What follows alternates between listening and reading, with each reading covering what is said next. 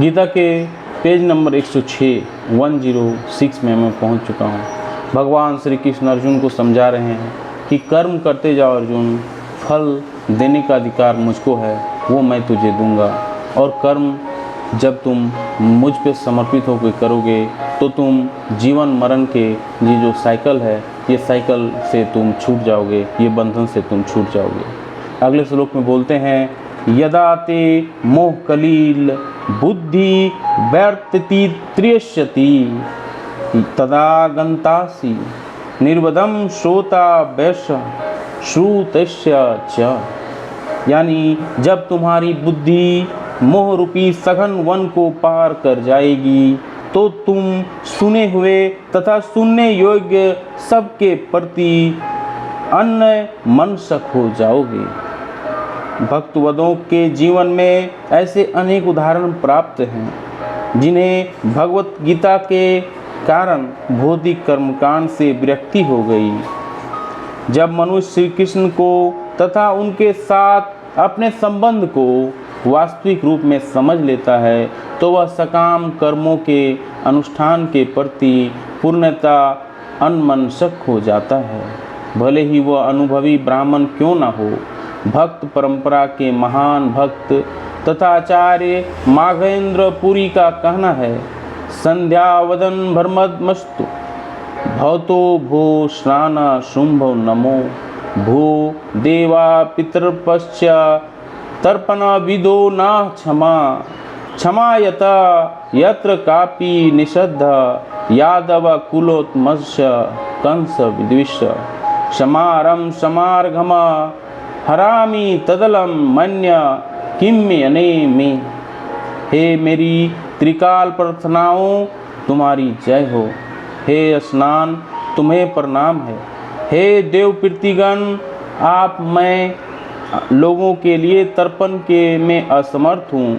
अब तो जहाँ भी बैठता हूँ यादव कुलवंशी कंस के हंता श्री कृष्ण का ही स्मरण करता हूँ और इस तरह मैं अपने पापमय बंधन से मुक्त हो सकता हूँ। मैं सोचता हूँ यह मेरे लिए पर्याप्त है।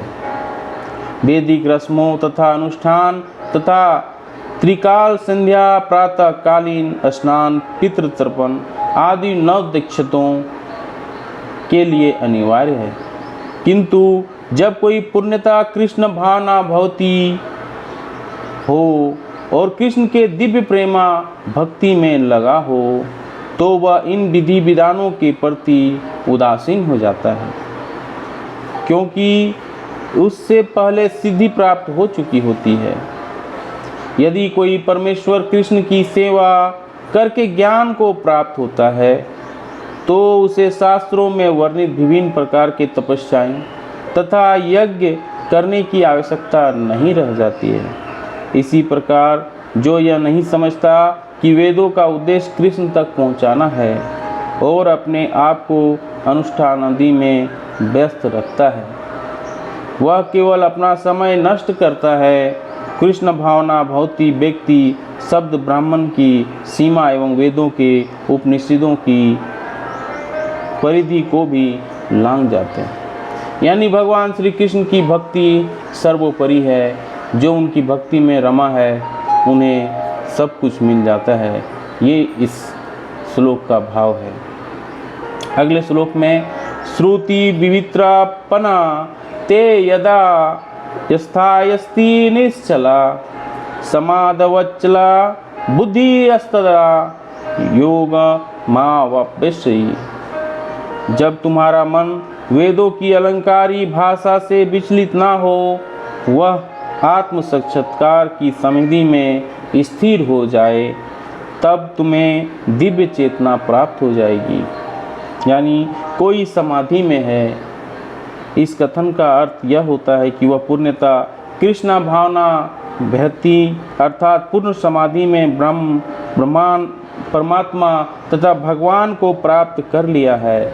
आत्म साक्षात्कार की सर्वोच्च सिद्धि को यह जान लेना है कि मनुष्य कृष्ण का साक्षात दास है। उसका एकमात्र कर्तव्य कृष्ण भावना अमृत में अपने सारे कर्म करना है। ये मनुष्य का प्रथम धर्म है कि वो भगवान का सर्वेंट है, भगवान का दास है, भगवान का सेवक है। ये उन्हें मान लेना चाहिए और जो भी कर्म करना चाहिए वो भगवान को समर्पित होकर करना चाहिए। इसी में मनुष्य का कल्याण है, इसी में जग का कल्याण है, इसी में सबका कल्याण है। अगले श्लोक में कल क्या बोलेंगे भगवान श्री कृष्ण, ये समझने की कोशिश करेंगे। तब तक के लिए अगर वीडियो अच्छी लगी लाइक एंड शेयर जरूर करें। जय हिंद, वंदे मातरम।